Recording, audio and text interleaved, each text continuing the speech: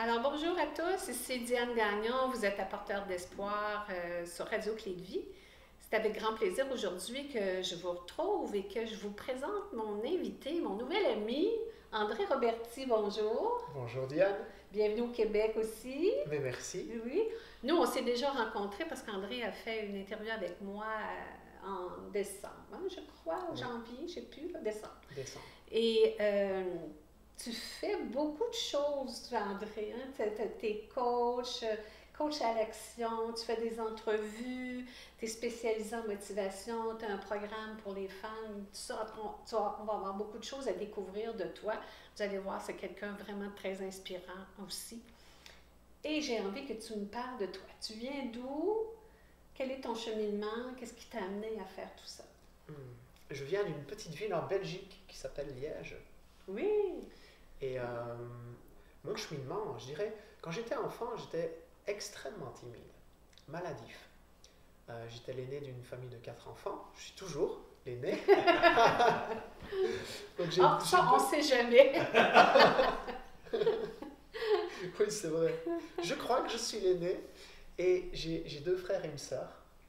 Et j'étais tellement timide. J'ai pas vraiment de souvenirs de certains passages comme ça, mais ma mère m'a dit toujours, tu avais peur d'aller commander du pain à la boulangerie, donc tu poussais un de tes frères ou ta soeur pour parler.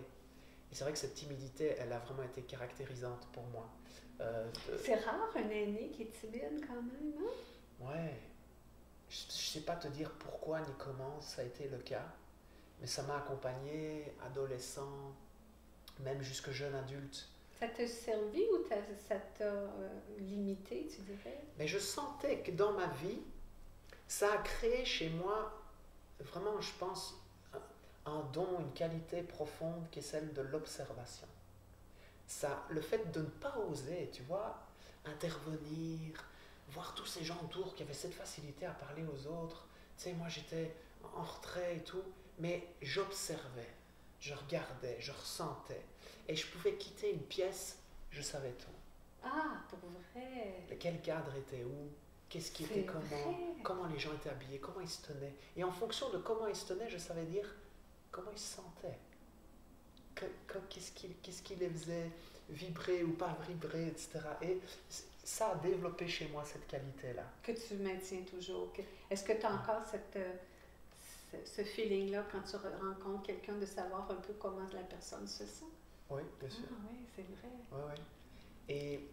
Et en même temps, d'autre part, il y avait le côté de me dire, je ne peux pas rester comme ça toute ma vie, c'est pas possible. Je ne peux pas traverser la vie comme ça. Pourquoi? Parce que c'est trop limitant. J'ai des choses à l'intérieur de moi que j'ai envie de dire. J'ai des choses que j'ai envie de partager. Tu vois? Et ça m'est revenu il n'y a pas très longtemps un souvenir quand je devais avoir 8, 9 ans. Et mes parents sont... mon père était prof de religion.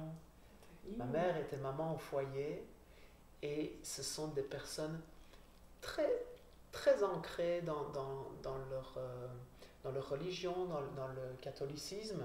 Et donc on a grandi en allant à la messe, etc., en étant vraiment baignés, on allait à des retraites très régulièrement, on faisait la prière du soir et le bénicité avant le repas. C'était vraiment, on baignait là-dedans. Et puis mes parents sont très investis au niveau social. Ils aident des gens qui sortent de prison à se réinsérer socialement, très très investis. Et une fois, à 7, 8 ans, je sais pas, j'ai un flash et je me vois parler comme tu sais, il y a une parabole avec Jésus qui est au sommet d'une colline et il y a la foule qui est venue et ils ne s'attendent pas à ça, il n'y a pas assez de pain et ils divisent ce pain et il se multiplie. Et j'ignore pourquoi je me vois dire des choses, je me vois partager des choses en public qui touchent le cœur des gens et qui les aident à grandir. Bon, et là tu as 7, 8 ans quand tu as cette vision-là. Ouais. Wow.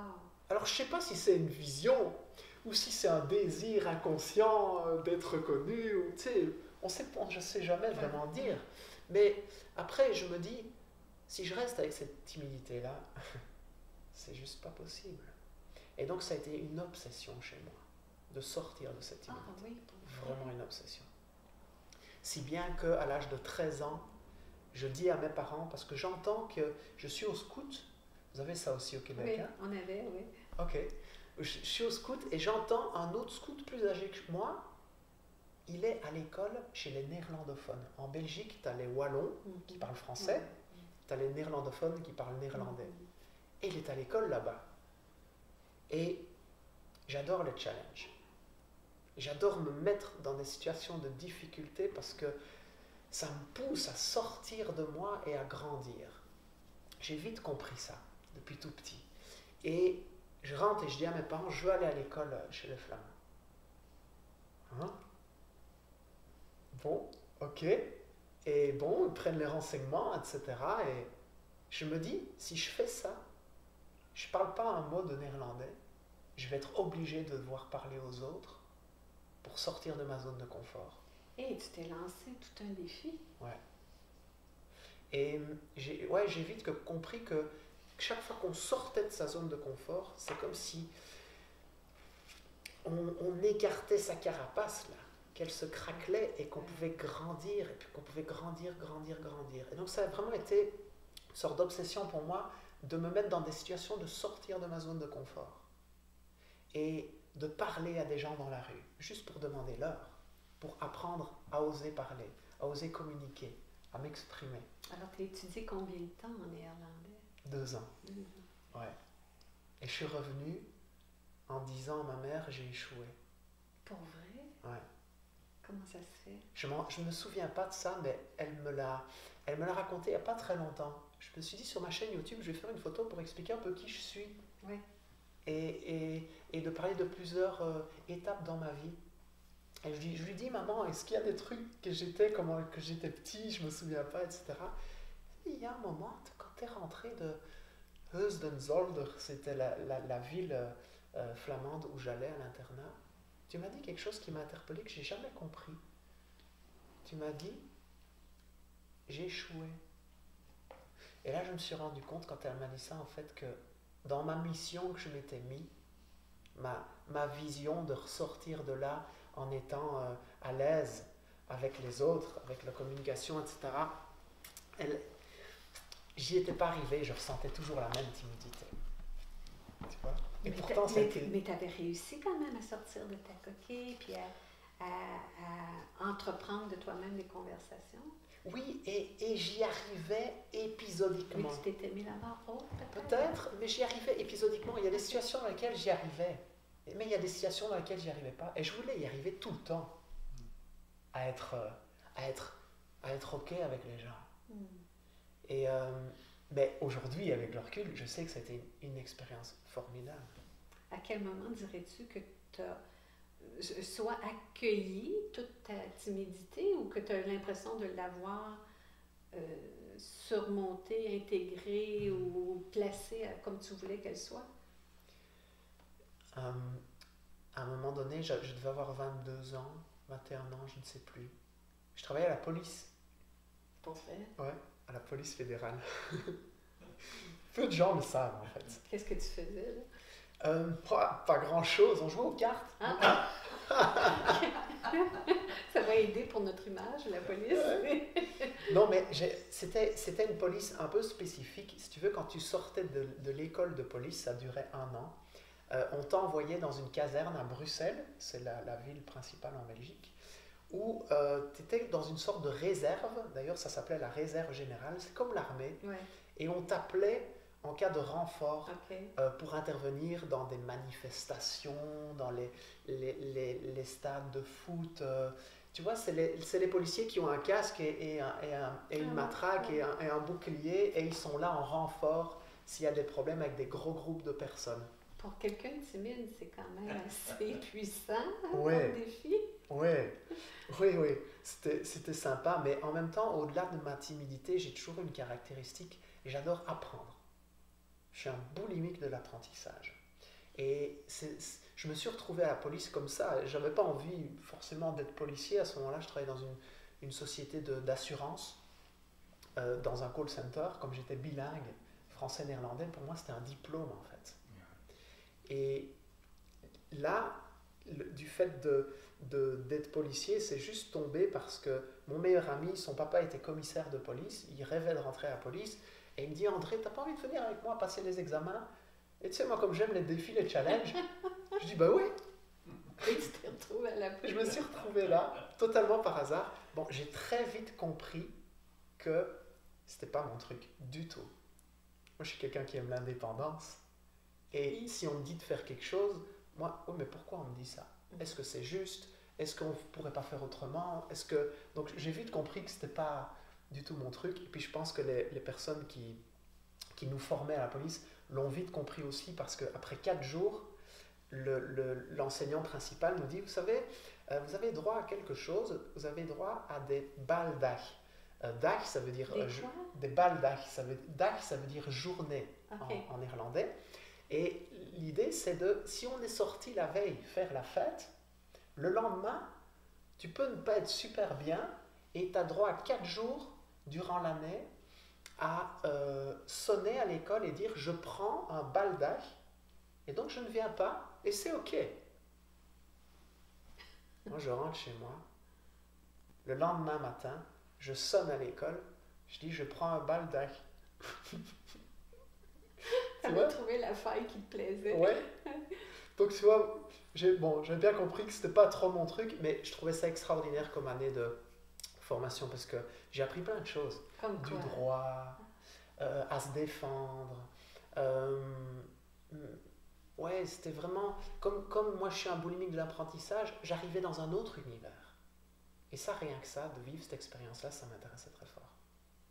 Et bon, j'ai vite compris que c'était pas mon truc. Je suis quand même devenu policier, 1 an, mais je devais faire les trajets Liège-Bruxelles. Alors tu sais, c'est 100 km. Ici au Québec, 100 km, tu vas chez ton voisin. En Belgique, 100 km, tu vas à l'autre côté du monde. tu parcours la moitié de la distance du pays, en fait.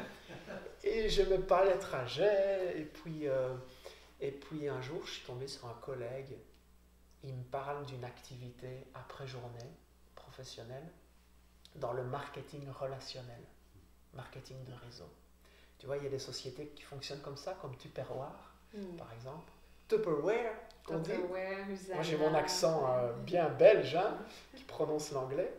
Et c'était une compagnie qui vendait des assurances vie. Toi, dans l'assurance vie? Ouais. OK. Et là, je me dis, waouh, ça me parle. Parce que mon truc de timidité, là, si je dois aller sonner aux portes des gens, je vais pouvoir le vaincre. Et je rentre là-dedans, et c'est ce qui va se passer. C'est cette expérience de vie-là qui va me permettre de tout sortir. Je dois sonner à des gens pour leur vendre des assurances. Ma main tremble, j'ai mon cœur qui bat du 200 à l'heure. Et le rejet? J'ai peur de me faire rejeter, oh là là, c'est terrible. Mais à force de le faire, et de le refaire, et de le refaire, et de voir que ça marche en fait. Tu as fait ça combien de temps? 7 ans. 7 ans? Ouais. Wow! Et ce qui va se passer, c'est que je vais devenir même numéro 1 sur le Benelux. C'est vrai? Belgique, Hollande, Luxembourg. Recruter des centaines de personnes. Et c'est comme une revanche à la vie, à cette caractéristique. Je peux vraiment m'ouvrir en fait. Wow. J'apprends à parler en public, à donner des conférences, à motiver des gens, à les trouver. Parce que tu as une équipe à gérer ouais. aussi. C'est quoi la caractéristique de chacun? Et comment est-ce qu'on peut, à partir de ces qualités profondes, donner plus de soi? Parce que tous les gens que je recrutais, c'est les gens qui faisaient ça après journée. Ouais. Il y a des gens, ils étaient mécaniciens en journée. Ouais. Il y en a d'autres, ils étaient profs. Il y en a d'autres, ils étaient au chômage. Il y en a d'autres, et il fallait les sortir de leur bulle, en fait. Tu vois? Et ouais, ça m'a vraiment, vraiment beaucoup aidé. Et puis, il y avait aussi autre chose là derrière, tu sais. Moi, j'étais, au-delà de ma timidité, un adolescent en conflit. En conflit avec ma famille, avec mes parents. Tout ce... Comment je vais dire? Parce que j'adore mes parents. Et ils m'ont transmis tellement de choses que j'ai pas envie de les blâmer pour ça. Mais cette position de judéo-christianisme, j'étais en réaction très fort avec ça. je me sentais tellement différent de toutes les autres personnes. J'avais l'impression de venir d'une autre planète. Après, j'ai su pourquoi, mais j'avais l'impression d'être sorti d'une autre planète. Et je me demandais qu'est-ce que je faisais dans cette famille. Plein de fois. Et j'étais en réaction avec ça. J'avais du mal avec mes émotions. Je n'arrivais pas à les gérer. Je ressentais tout trop fort. La tristesse pour moi. Ouais. La tristesse pour moi, j'avais l'impression qu'on m'arrachait le cœur. La joie, j'avais l'impression que j'avais envie de la sauter partout. Et je voyais tous les gens qui traversaient la vie tranquille là.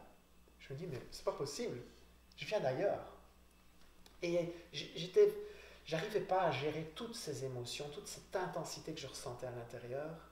Et j'ai utilisé une technique, je pense qu'on est souvent concerné par cette technique, c'est d'aller vers des solutions extérieures pour s'apporter du bien à l'intérieur.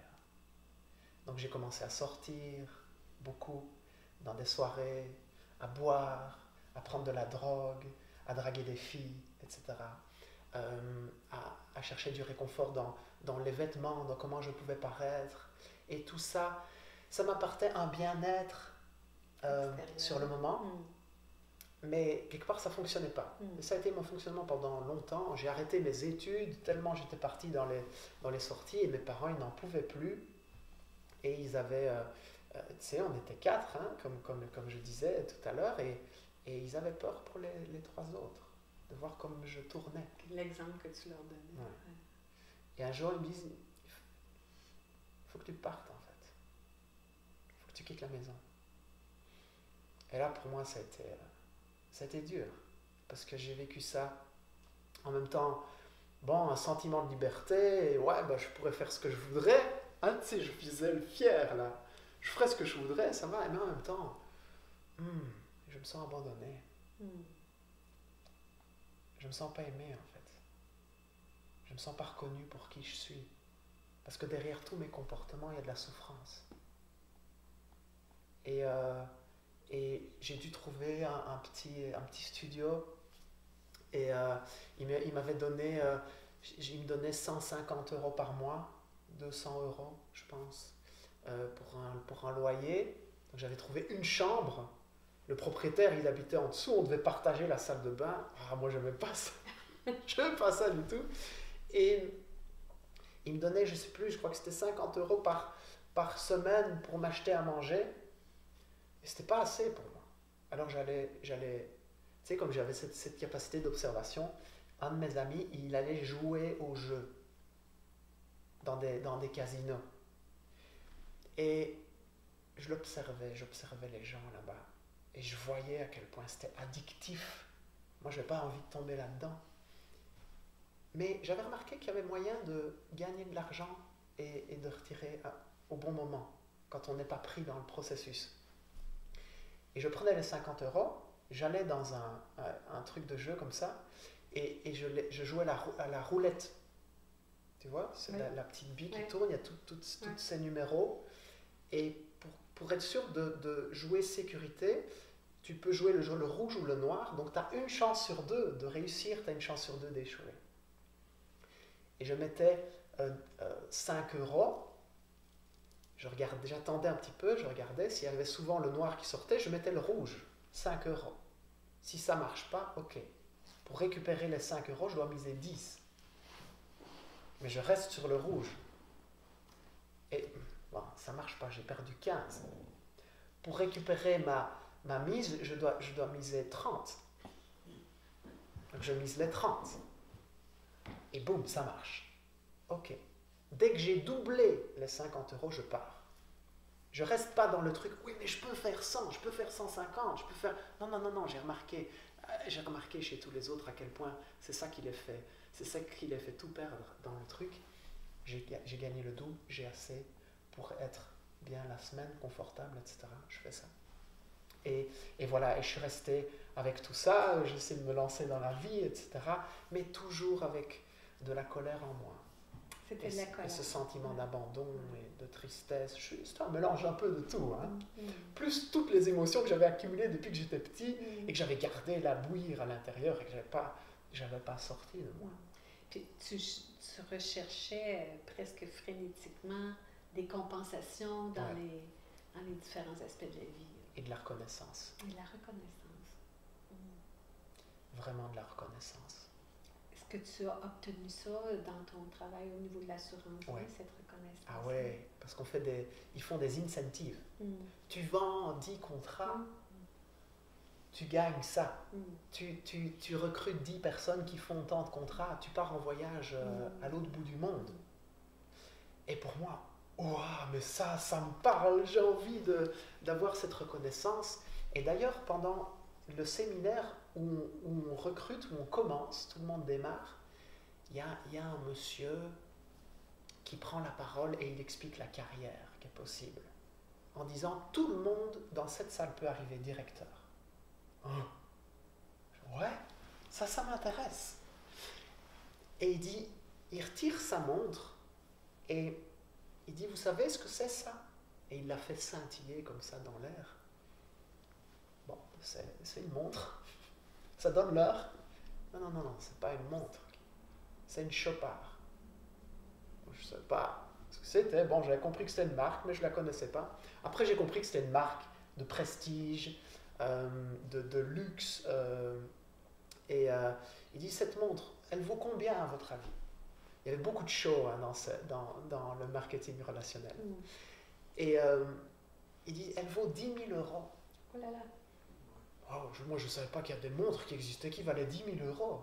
Tu sais, de d'où je venais, de la façon dont j'ai été éduqué, on vivait très simplement. Mm. Mes parents, ils avaient vraiment voulu nous inculquer cette vie simple, en fait.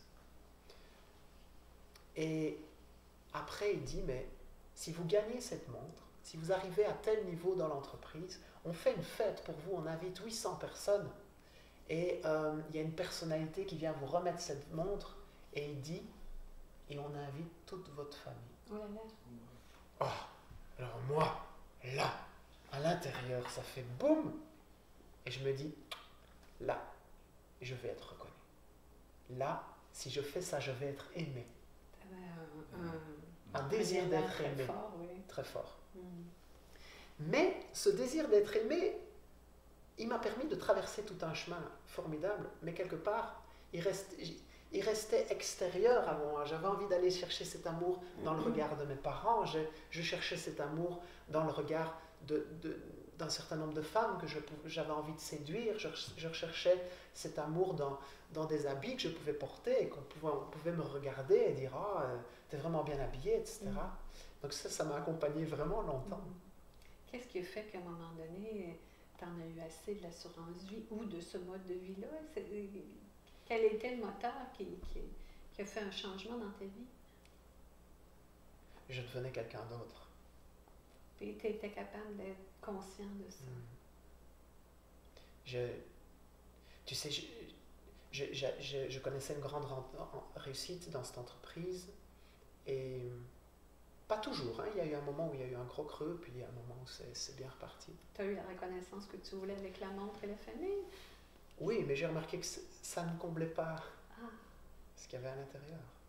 Tu vois? Et aussi, plus je montais dans l'entreprise, plus je voyais les coulisses de ce qui se passait, de comment on considérait l'être humain et qu'on le voyait comme un portefeuille, comme quelqu'un allait soutirer de l'argent, tu vois. Et là, par rapport à mes valeurs profondes, je me perdais. Et tout cet argent qui arrivait tellement facilement, je le dépensais comme ça, etc. Et je me dis, je me perds, je deviens quelqu'un de différent, tu vois. Et tu commences à avoir moins de plaisir, ouais, moins de satisfaction. Ouais, je me suis rendu compte, mais j'ai des valeurs tellement profondes qu'on m'a transmis par rapport à mon éducation, etc., qui font partie de moi et puis que j'aime. Vraiment, que je fais mienne, que je suis OK avec ça. Et donc l'honnêteté, la transparence, c'est quelque chose pour moi de tellement, tellement important, l'authenticité. Ouais, t'en parles. J'avais l'impression que je devenais quelqu'un d'autre. Je ne peux pas devenir quelqu'un d'autre. Et je décide de quitter. Est-ce qu'il y a eu quelque chose qui s'est passé que tu as dit, OK, ça suffit, moi je pars. As-tu un événement particulier ou une prise de conscience qui t'a... Ouais, j'ai trompé mon ex-épouse. OK. Et je m'en suis voulu tellement. Je me détestais d'avoir fait ça. Je culpabilisais très fort.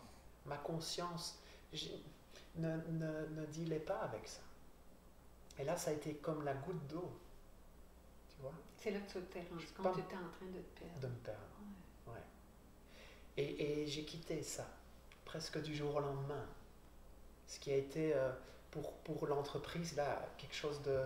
Ça a fait des grosses vagues parce que moi j'étais assez élevé dans l'entreprise. Et donc les jeunes qui démarrent, ils prennent pour exemple les anciens. Parce que c'est tellement dur de réussir là-dedans. C'est tellement dur d'aller faire du porte-à-porte, de téléphoner, c'est tellement compliqué.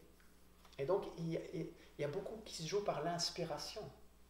Donc, quand cette personne-là qui m'inspire arrête, qu'est-ce qui se passe? Est-ce qu'il y a quelque chose qui ne va pas? Est-ce que je peux continuer à y croire? Est-ce que tu te sentais coupable de les laisser tomber? Ouais. Parce que vraiment, moi qui ai cette valeur de vouloir grandir intérieurement, j'ai aussi la valeur de vouloir faire grandir, de transmettre. Et ça m'a retenu aussi. J'y suis resté plus longtemps que prévu. Parce que j'avais envie de... Cette loyauté-là. Ah ouais, la loyauté chez moi, c'est sacré. Et puis, par rapport où tu es rendu aujourd'hui, c'était quoi le cheminement entre l'assurance vie puis aujourd'hui, conférencier, coach? C'est que en quittant cette entreprise, en même temps, je quitte parce que je sens que c'est juste, mais qu'est-ce que c'est dur. Tu sais, la veille, quand j'étais encore là, j'arrive en conférence, je suis une star. Les gens, ils t'acclament, ouais, on va y aller, on va faire des contrats, ouais, les gars, on y va, etc. Du jour au lendemain, plus rien. Elle est où ma valeur? Puisque moi, ma valeur, je l'avais mis dans quelque chose d'extérieur. C'était dur. Et cette entreprise a créé chez moi la découverte et l'amour du développement personnel. Parce qu'on nous a fait lire des bouquins. Le premier bouquin, c'était Comment se faire des amis de Dale Carnegie. Ce livre, je l'ai appliqué mot à mot. Et je me suis rendu compte que je pouvais aller à la rencontre des gens avec beaucoup de sincérité et les faire parler d'eux-mêmes et que ça créerait un lien entre nous, en fait. Et donc moi, ça m'a aidé à sortir de ma timidité. Chaque fois que je lisais quelque chose, j'appliquais. J'avais un job où je pouvais toujours faire ça. Tu pouvais tout tester. Je lis, j'applique tout le temps. Et là, bon, je sors de cette expérience et où je quitte le marketing de réseau et je me dis, qui je suis? Je suis plus qui je suis à travers ce que je faisais là, qui je suis. Et je lis un bouquin qui s'appelle La magie de voir grand, de Schwartz. Je crois que c'est Schwartz, son nom de famille. Magnifique bouquin. Et il explique qu'on a tous traversé des épreuves dans sa vie, des souffrances, à quelque niveau que ce soit, en fait. Et je me dis, moi, c'est quoi ma souffrance? Oui, j'ai dépassé la timidité, bien que parfois elle est encore présente. Mais je sens qu'il y a quelque chose qui est devenu plus naturel. Je pourrais accompagner des personnes de passer d'introverti, de timide à savoir montrer qui je suis, m'affirmer, dire non, etc., communiquer plus adéquatement. Je me dis non, pas forcément ça. Et puis je me dis, tu sais, quand j'avais grandi dans cette entreprise, on faisait des restos tout le temps. Voyages, restos, etc. Sorties. Et j'avais pris 30 kilos. Et là, je me retrouve à plus de 100 kilos. Et entre-temps, je les perds, etc. Et je me dis ce que je peux faire. À travers chercher qui je suis, je peux aussi partager ma recherche avec les autres. Et si j'abordais la perte de poids, la relation que j'ai avec mon corps, comme je peux rencontrer qui je suis vraiment. Donc je me suis lancé dans le domaine de la perte de poids. Et j'ai eu envie de communiquer sur mon expérience, comment j'ai perdu 30 kilos. Est-ce que je me trompe ou c'est plus axé pour les femmes? Alors non, à ce moment-là, je m'adressais à tout le monde. OK. Mais j'ai vu que il y avait 95% de femmes Ouais. qui suivaient mon blog, qui venaient lire les articles, qui me posaient des questions, etc. Puis je me suis rendu compte que toutes les compétences que j'avais acquises dans cette entreprise de marketing relationnel, j'avais appris à coacher les gens. J'avais appris à aller les aider à trouver le meilleur en eux pour rebondir. Ouais. J'avais appris à les inspirer, j'avais appris à donner des conférences, j'avais appris tellement de choses et j'adorais ça. Je me suis dit, ben, je vais mettre ça au service de la perte de poids. Mais ce n'est pas une perte de poids, on va parler d'alimentation. Parce que ce n'est pas important, ce qu'on mange. Les amis, si vous regardez cette vidéo et que vous trouvez trop gros, pas bien, etc., pas bien dans votre corps, on s'en fout des aliments. Vraiment, de ce qu'on mange. Tout le monde se consacre là-dessus. Ce n'est pas ça le plus important. Et l'idée, c'est de sortir de l'obsession de maigrir. L'idée, c'est comment ce que je me dis par rapport à moi, par rapport à mon corps, peut m'aider sur la façon dont je me traite, dont je m'aime. Est-ce que tu parles de manger zen, marcher zen, penser zen? Ouais. Parce que j'ai remarqué que je mangeais comme je m'aimais. Oh, ça veut dire? Ça veut dire que mes émotions, mon mal-être, tout passait dans la nourriture. Je mange comme je m'aime. C'est bon ça? Ouais. Et je me suis dit, je vais parler de ça. Mais c'était dur. Parce que les gens, tout ce qu'ils voulaient, c'est des régimes. Ouais. Et j'ai l'impression qu'on ne m'écoutait pas. C'était pas intéressant parce que moi je disais, mais non, l'alimentation, on laisse ça de côté. C'est une conséquence. Le fait d'être dans un corps qui te ressemble, c'est une conséquence d'autre chose. Allons voir plus profond. Et allons regarder dans quelle est l'estime que tu as de toi.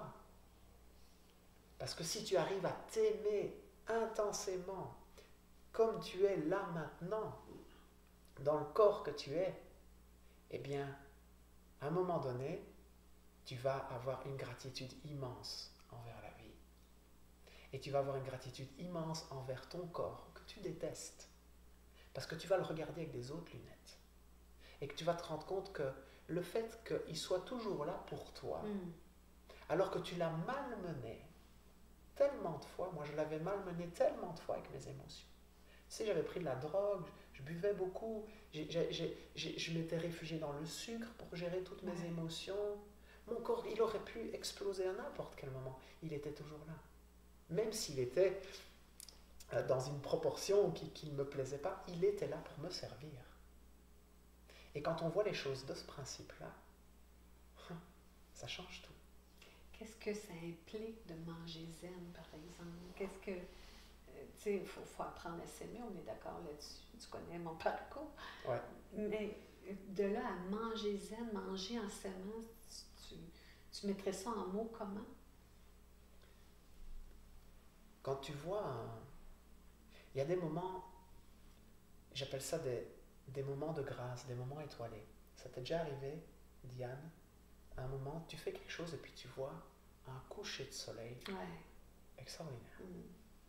Et le moment est tellement magique que tu arrêtes tout, en fait. Tu vois?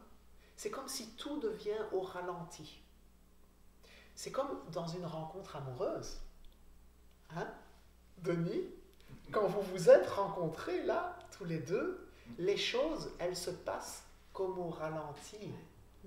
On est dans ce moment-là. C'est pas qu'il faut faire des exercices de méditation pour dire il faut vraiment que je sois dans le moment, etc. Mais non, je pense à ça. La vie, elle t'y met. Tu vois, les choses se passent au ralenti. Et tu savoures chaque seconde. C'est comme si tous tes sens deviennent complètement aiguisés.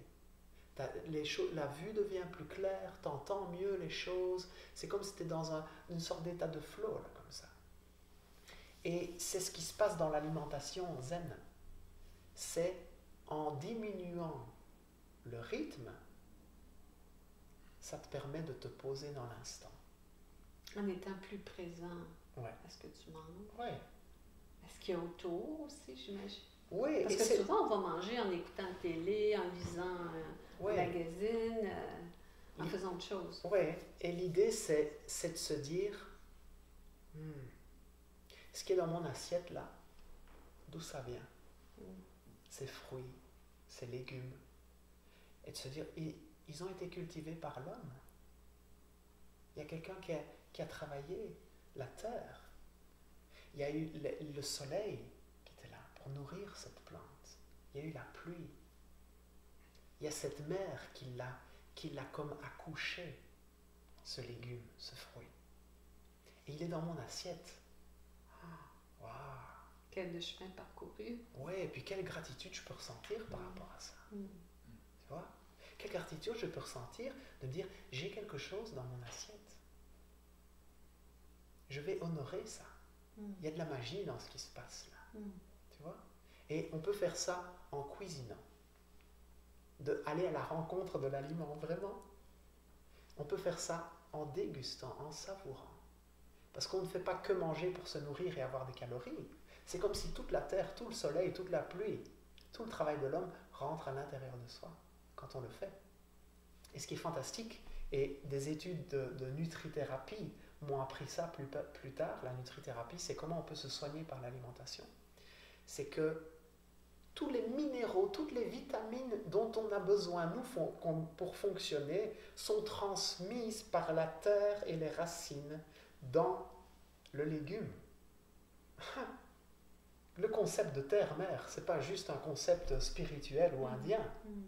C'est vraiment ce qui se passe dans la pratique. La terre nous nourrit. Et quand on voit les choses de cette perspective-là, ce n'est pas un effort de ralentir. C'est juste honorer ce qui est là. Et quand on voit les choses comme ça, qu'on peut déguster toute cette planète, tout ce qui est là dans cette bouchée, on ne le fait pas en faisant autre chose. On le fait avec respect et faire honneur. Et ce qui se passe quand on fait ça, c'est qu'on devient attentif, on ouvre ses sens. Ce qui est dans l'assiette a beaucoup plus de saveur d'un coup. Les couleurs de l'alimentation arrivent, waouh, c'est magique.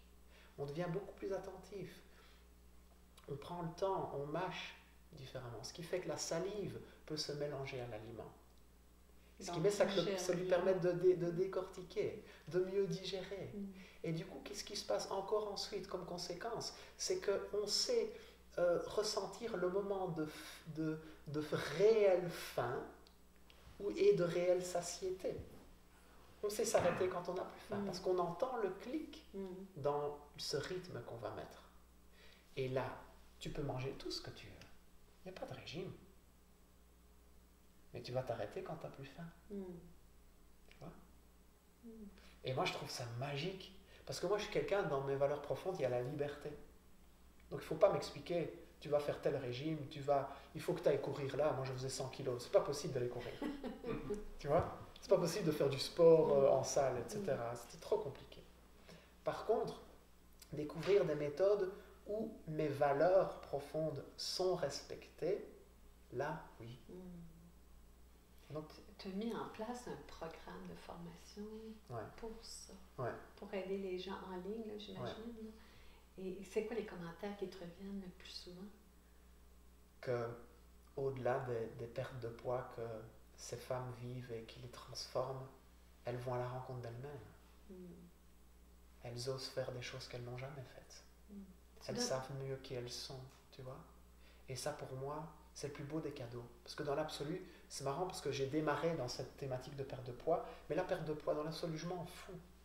Je ne vois pas quelqu'un en me disant, cette personne-là est en surpoids, cette personne-là n'est pas en surpoids, je m'en fous. Complètement. Et je ne suis pas obsédé par mon poids. Je n'ai pas de balance. Je ne me pèse jamais. Et d'ailleurs, je leur dis souvent, quand je fais des webinaires avec mes clients, etc., je leur dis, s'il y avait une balance qui vous disait à quel point vous êtes quelqu'un de magnifique, pesez-vous tous les jours. juste qui vous dirait, qui vous rappellerait vos qualités, qui vous rappellerait la belle personne, le trésor que vous avez à l'intérieur de vous. Pesez-vous tous les jours. Il faudrait changer le cadran des belles personnes. Ouais. Juste pour vous dire, rappelle-toi ça. Et vis cette journée en harmonie avec qui tu es vraiment. C'est pas un chiffre qui va te dire qui tu es. Est-ce que tu donnes des conférences là-dessus? Alors, ces programmes, donc il y a Zen et mince, Mangeons Zen, et puis Marche, parce que moi j'ai perdu les 30 kilos via la marche. Je les ai mis en ligne et je fais pas des conférences physiques là-dessus. Je fais des conférences en ligne. Okay. Donc les gens viennent s'inscrire sur mon site et puis je leur dis voilà, je vous donne une conférence tel jour à telle heure. Les conférences que je donne en présentiel, c'est des conférences par rapport au fait de se connecter avec le trésor intérieur qu'on a, en se posant des questions qu'on ne s'est jamais posées, et de comment mettre ça, de l'accoucher, de l'oser, de le mettre au monde. Je regardais dans ton calendrier d'événements si tu donnais des conférences au Québec ou si tu faisais des ateliers au Québec. J'en ai pas vu. Par contre, tu fais beaucoup d'entrevues là, dans ton séjour ici. C'est extraordinaire parce que tu as rencontré plein de belles personnes, plein de gens inspirants aussi. Qu'est-ce qui t'a amené, plutôt que de dire je vais aller faire des conférences au Québec, à dire non, finalement, je vais faire des entrevues. C'est quoi le lien entre tout ça? En fait, je voulais faire des conférences au Québec en arrivant. Il y a 2 mois et demi qu'on est là. Oui. Et parce que les conférences prenaient tellement d'ampleur en Belgique, à chaque date que je fixais, ça se doublait l'audience. Je dis waouh! Et puis il faut partir au Québec, moi j'ai envie de rester. Ouais. Même si j'avais envie de découvrir le Québec, je sentais que j'avais envie d'aller à la rencontre. C'est la première fois que tu fais c'est vrai? C'est magique. Oui. Vraiment. Il ne faut pas arriver à la période la plus chaude quand même. Non, c'est une magie polaire. Oui. Mais c'est magique. Oui. Les gens, les contacts. Il y a une énergie sur cette terre. Ouais. Vraiment. Mes amis, les Québécois, Québécoises, si vous n'entreprenez pas sur cette terre, quelle erreur. Sans aucun jugement. Mais cette terre, elle respire l'entrepreneuriat. Il y a des ancêtres qui ont tout quitté, qui sont venus ici, qui ont osé, Ils sont partis de rien. qui ont lâché, qui sont partis de rien, qui ont affronté ce climat et qui ont entrepris. C'est dans votre ADN. Et cultiver ça, c'est aller à la rencontre de sa propre nature. Tu vois? Et donc oui, le Québec, quelle aventure. Et puis en même temps, je me dis, bon, ça marche tellement bien là, je vais amener ça ici, je vais faire pareil, je vais mettre un événement sur Facebook, je vais faire de la pub, la salle va se remplir. Je reste quand même prudent, je prends une salle de 30 personnes, tu sais. Je mets de la pub, j'ai pas d'inscrits. J'arrive le soir là, parce que moi quand j'ai mis quelque chose, je vais jusqu'au bout. Hein. Même s'il n'y a personne, je vais y aller. Il y a 2 personnes dans la salle. Donc je donne ma conférence dans les 2 personnes dans la salle. Je me dis, je vais trouver autre chose, c'est pas possible, j'ai un message à délivrer. Et qui m'habite, qui est tellement fort là. Et je vais refixer une autre date. Et dans une des 2 personnes, elle en parle à sa chef dans son entreprise. Et sa chef vient à la 2e date. Et à la 2e date, il y a un peu plus de monde, il y a 6 personnes. Ouais, tu doubles comme en Belgique, finalement. C'est ce qu'on se disait. Je disais, mais je triple, c'est encore mieux, donc ça va aller. Mais bon, il y a des frais de salle, etc. Tu sais, mon ego, il en prend un peu un coup aussi quand même. Même si, bon, quand je suis sur place, j'ai tellement de plaisir. Il y a 2 personnes, il y a 1000 personnes. Wow, moi, je partage quand même tout ce que j'ai à cœur de partager. Et là, c'est marrant parce que dans cette salle de 6 personnes, finalement, il y a la chef de l'entreprise qui me dit « Viens donner une conférence dans l'entreprise chez les femmes par rapport à la confiance en elles. » Et il y a une autre personne qui a créé une communauté d'entrepreneurs à Montréal qui dit « On va organiser une conférence à Montréal avec des entrepreneurs. » Donc finalement, je me suis dit, ok, j'ai pas la communication adéquate pour remplir des salles au Québec. Par contre, je vais retourner dans l'observation et voir qu'est-ce qui se passe. Comment est-ce qu'ils pensent, les Québécois? Comment est-ce qu'ils vivent? De quoi est-ce qu'ils ont besoin? Et rentrer dans ce processus d'observation et d'aller à la rencontre. Qui est ta nature même aussi. Oui, et d'aller à la rencontre. Je crois que dans la vie, une des plus grandes qualités qu'on peut développer, c'est de se dire « je sais que je sais rien ». Et c'est comme si la vie, là, elle me rappelait à te dire « André, tu sais rien ». Tu vois? Ça marche en Europe pour toi, tu sais rien. Ah, merci pour le message. Parce que ça permet de toujours continuer à se remettre en question. Et les entrevues, c'est venu de ce désir d'observer? Il y a de ça, mais en même temps, avant de venir, je m'étais dit, oh, je vais pouvoir rencontrer Diane Gagnon, je vais pouvoir rencontrer Robert Savoie, je vais pouvoir rencontrer François Lemay, Chantal Lacroix, Lise Bourbeau, Stéphanie Milo, Jimmy Sévigny. C'est incroyable. Donc j'envoie des mails. Et ça fonctionne pour tout le monde. Et je dis, j'ai une communauté, j'ai plusieurs dizaines de milliers de personnes qui me suivent là en Europe, et j'ai tellement à cœur de vous faire connaître. Vous m'inspirez, je suis sûr que vous pouvez inspirer les gens qui me suivent. Ben oui, viens. Et donc il y a les dates qui étaient en train de se mettre. Et ce qui a été formidable, c'est que ces interviews, moi j'aime bien aller vraiment dans le cœur, j'aime bien aller vraiment dans une certaine forme d'authenticité. Elle crée des amitiés, tu vois. Elle crée des partenariats. Elle crée des liens. Mais il faut dire aussi qu'André, quand tu interviews avec le cœur, tu n'interviews pas avec la tête. Ça fait toute la différence. Puis je pense que ça, on le sent aussi.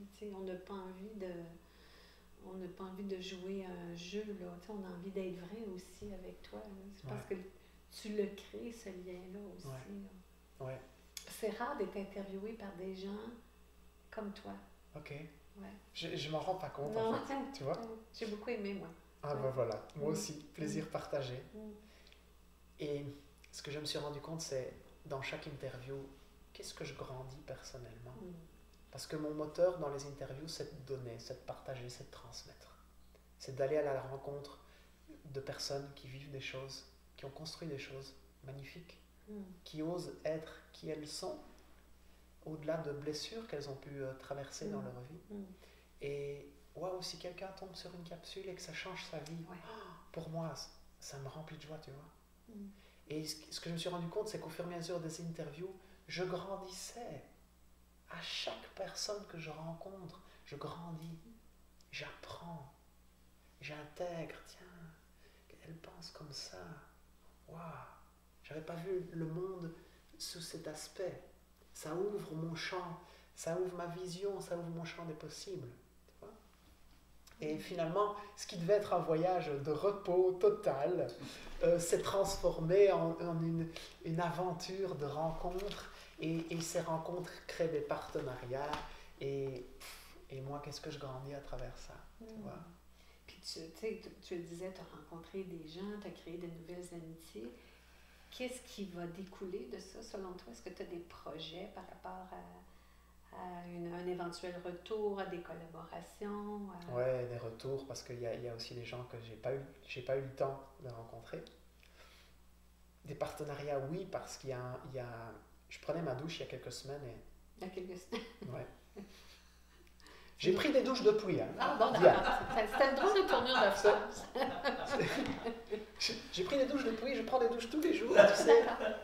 Encore plus avant de venir te voir. Hein. J'ai quand même il faut voir que je sors bon. Et je me dis, j'ai encore envie d'aller plus loin dans ce que je propose comme accompagnement, d'ouvrir le champ des possibilités par rapport à cette notion de perte de poids, etc. Moi, je suis hypersensible. Et cette hypersensibilité, je l'ai découverte dans un accompagnement individualisé que j'ai pu suivre. Parce que, tu sais, je remarquais que j'étais toujours dans quelque chose d'extérieur pour aller chercher de l'amour, mes émotions, j'avais des difficultés. Bon, je me suis dit, il y a quelque chose qui vient de moi, c'est pas possible. Que j'ai autant de difficultés dans la vie, privée, professionnelle, en amour, etc. Il y a quelque chose dont je suis le centre. Et là, dans cet accompagnement, j'ai découvert cette hypersensibilité. Et le fait de l'avoir découvert, j'ai pu aller à sa rencontre avec bienveillance. C'est quoi ton hypersensibilité? C'est d'être affecté facilement par ce qui se passe ou c'est de vivre des émotions avec tellement d'intensité que c'est difficile à gérer? C'est un peu tout. Un peu tout. Je ressens tout avec un curseur d'intensité comme maximum. C'est ta high tout le temps. Ouais. Quand je ressens de la tristesse, je ressens beaucoup de tristesse. Quand je ressens de la joie, je ressens beaucoup de joie. Je ressens aussi les énergies des gens. Qu'est-ce qu'ils pensent? Qu'est-ce qui se dégage d'eux? Et quand c'est comme ça, un hypersensible, en même temps, c'est quelqu'un qui a un don. Mais ce don-là, c'est comme une Ferrari. On te met une Ferrari dans les mains. Si tu ne sais pas la conduire, tu vas dans le mur, en fait. Et moi, j'étais dans le mur tellement de fois dans ma vie. Et tu sais, comme j'ai à cœur d'aider, comme j'ai à cœur de transmettre, c'est vraiment une obsession chez moi. Je me suis dit, est-ce que je peux aider des hypersensibles? Parce que j'ai réussi à avoir cette capacité comme un don et pas comme une souffrance.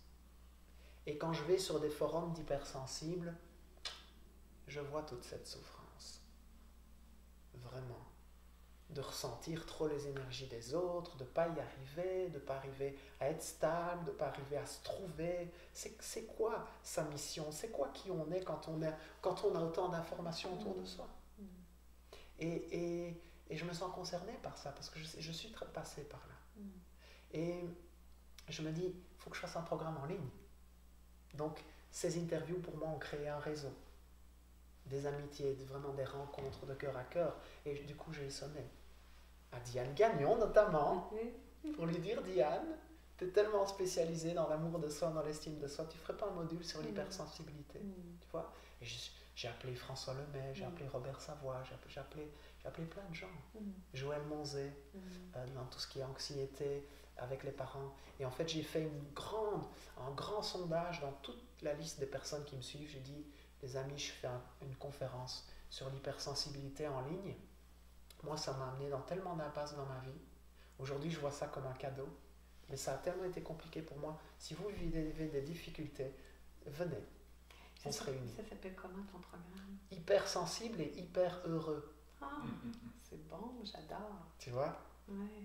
Et l'idée, c'était de réunir 15 experts dans plein de thématiques. Parce que la thématique de comment est-ce que je peux m'aimer plus, la thématique de comment je peux découvrir quel est mon rôle sur Terre, c'est quoi mes aspirations profondes, c'est quoi mes rêves, le sens de la vie, comment est-ce que je peux m'écouter plus, comment est-ce que je peux être dans ma propre énergie, même s'il y a toutes les informations de celles des autres qui sont autour, quelle est ma relation à l'argent, quelle est ma relation aux émotions, quelle est ma relation même à l'entrepreneuriat, parce que beaucoup d'hypersensibles, de supersensibles, d'empathes, on donne plein de noms aux personnes qui ont cette caractéristique, sont des accompagnants, sont des coachs, des thérapeutes.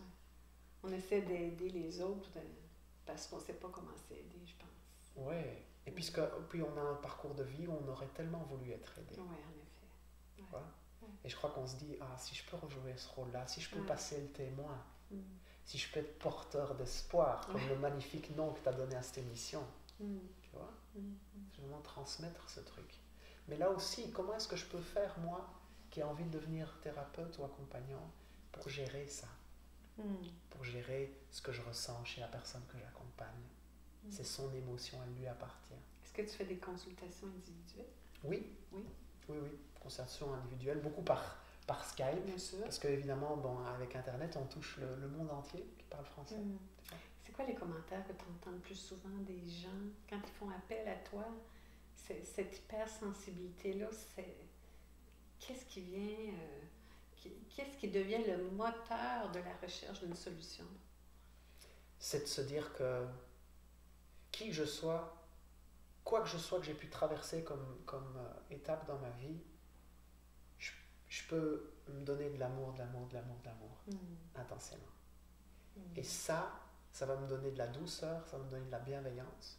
Et cette douceur, elle va diminuer le curseur de la voix critique qui me parle tout le temps. As-tu l'impression, parce que moi c'est une des prises de conscience que j'ai fait dans la dernière année, il était temps, tu vas me dire, On en fait tout le temps. Hein. Tu sais, on a beau avoir de l'estime pour soi, il y a des choses qu'on ne voit pas parfois. Puis moi, je me suis rendu compte à quel point je me faisais violence constamment. Tu sais, fatiguée, pas fatiguée, c'est pas grave, go, tu continues, tu continues. Tu sais, puis souvent, quand on est des empathes, justement, ou quand on est des hypersensibles, on n'est tellement pas à l'écoute de ses besoins, mais on est beaucoup à l'écoute des besoins des autres. Et souvent, on va renier nos propres besoins pour aller aider quelqu'un qui, selon nous, on a plus besoin que nous. Comment on fait justement pour s'apporter cette douceur-là plutôt que de dire ben, je me fais violence, je m'écoute pas, c'est pas grave, je me reposerai plus tard. Je crois beaucoup à l'énergie. Et il y a des moments où on sent que l'énergie monte en nous. On a une sorte de... On a du gaz. Ouais, on a du gaz, c'est ça. Ouais. Et il y a des moments où l'énergie diminue. Et c'est juste par moment, plusieurs fois, on peut faire une petite pause et se dire ce que je suis en train de faire là. Est-ce que ça monte mon énergie ou est-ce que là, ça la diminue? La personne avec qui je suis en train de parler là, est-ce que mon énergie monte? Est-ce qu'elle diminue? Le projet sur lequel je suis, est-ce que l'énergie monte ou est-ce qu'elle diminue? Si elle monte, je reste. C'est drôle, on avait cette conversation-là il y a pas plus tard qu'hier soir en se disant, peut-être c'est difficile parfois de faire des choix, puis dans notre vie d'aujourd'hui, on est sursollicité de plein de choses qui nous tentent. Hein? Tout nous tente, ça a l'air alléchant partout. Puis on se disait, mais comment dire non, puis dire oui, puis à quoi on dit oui, puis à quoi on dit non? J'aime beaucoup ta solution, en tout cas ta proposition de dire, OK, est-ce que ça me donne de l'énergie ou si ça m'en enlève? Oui, et puis d'avoir ce regard à l'intérieur, de se dire, tu vois, par rapport quand on a des propositions, etc., de se dire, mais qu'est-ce que ça vient réveiller chez moi? Est-ce que c'est une vraie énergie qui me porte ou est-ce que c'est plus ma blessure de rejet ou celle de trahison ou celle d'abandon ou mon envie de reconnaissance qui est touchée par ça? Oui, parce que souvent on va accepter des choses pour ce que ça peut apporter comme retombée. Ouais. Et moi, ce qui m'intéresse, c'est toujours ramener les choses à ma mission de vie. Ouais. Tu la dirais comment, ta mission de vie? Parce que tu as un slogan sur ton site que j'adore, mais je vais te laisser en parler. Ben, j'ai la conviction profonde que chacun a un trésor en lui, chaque personne avec qui je parle. C'est pour ça que j'adore faire des interviews, même des inconnus. Chacun a quelque chose à apprendre, à transmettre, à partager. Et j'ai à cœur de pouvoir révéler chez chacun quel est son trésor en soi. Quelles sont les qualités profondes sur lesquelles on peut s'appuyer pour avancer dans la vie et mener une vie complète, sans regret. Parce que ce qui se passe chez chaque personne en fin de vie, il n'y a pas un être humain à qui ça n'arrive pas. On fait un bilan. Et dans ce bilan-là, qu'est-ce qui sort?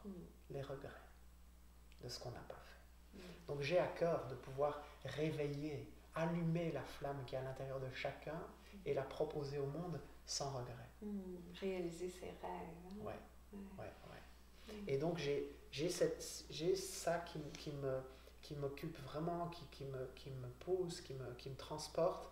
Et donc, si ça s'aligne avec ça, et qu'en même temps, ça fait monter mon énergie, ok.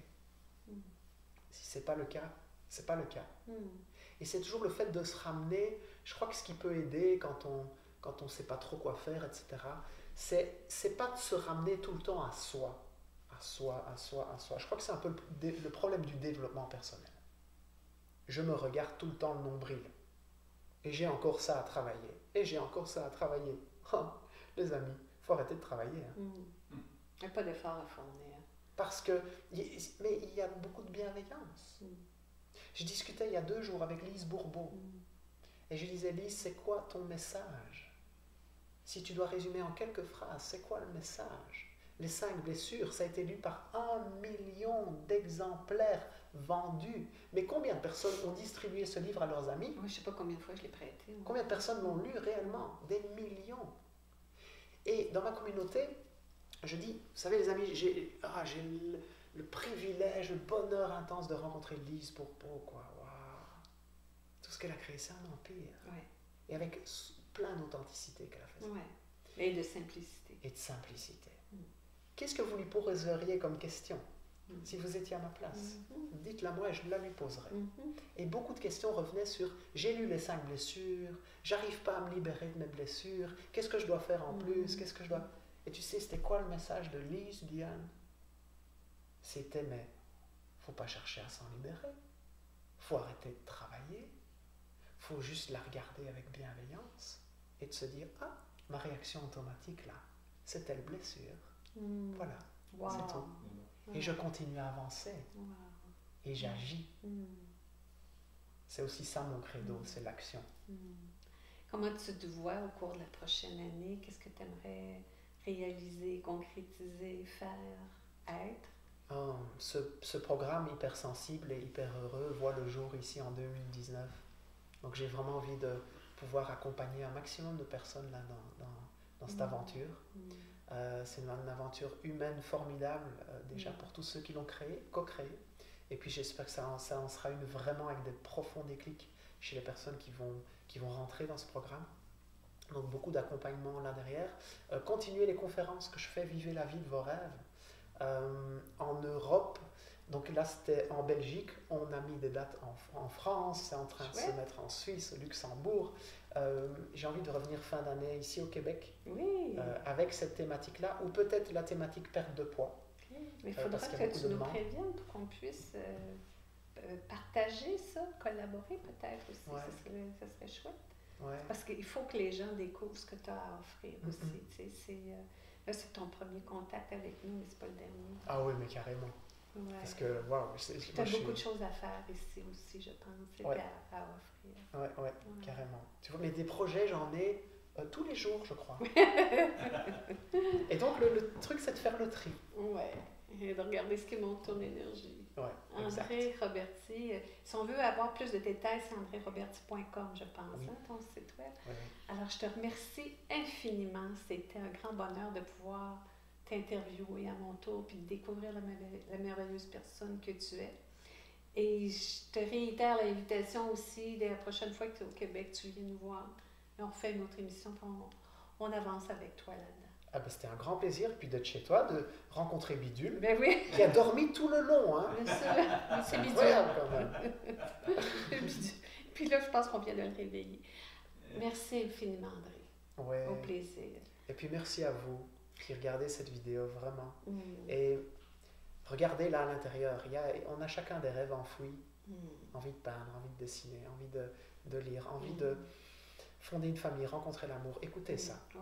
Puis c'est intéressant ce que tu dis parce que moi j'avais le rêve d'écrire un livre depuis que j'avais 6 ans. Puis je portais toujours ce rêve-là. Puis il y a quelques années, je me suis dit, mais j'attends d'avoir quel âge pour être légitimée à l'écrire? Je me suis rendu compte que souvent nos rêves, tu dois le voir dans les gens que tu coaches, souvent nos rêves, on les repousse en disant, ben, quand je prendrai ma retraite, quand les enfants seront grands, quand j'aurai fini tel contrat. Tu sais, c'est toujours dans le plus tard, mais c'est dans le présent qu'il faut réaliser nos rêves. Je peux dire juste un dernier truc par rapport à ça. Hier, on est invité, avant de venir chez toi, on passe la nuit chez une amie qui s'appelle Betty Gagné, qui travaille dans la parentalité. Et son fils, 15 ans, nous montre son roman publié. Je suis scotché. Je lui dis, Andy, est-ce qu'on peut faire une interview? Il a écrit son roman à 12 ans, il l'a publié à 14 ans. Alors, il y a beaucoup de gens du Québec qui te regardent, je pense. Andy Lehoux, retenez ce nom. Il a écrit un roman qui s'appelle Transaction, je pense. Et il fait des conférences dans les écoles pour dire aux jeunes de croire en leurs rêves. Eh bien, Andy, on te salue, puis tu es le bienvenu quand tu voudras venir ici. Merci, André. Merci à vous tous, chers amis. Je trouve ça extraordinaire d'être aussi privilégié et de rencontrer des gens aussi fantastiques qui nous inspirent. Puis c'est un plaisir d'être interviewé par toi, Diane. Alors, à bientôt, chers amis. On se dit à la prochaine. Bye. Ciao. Bye.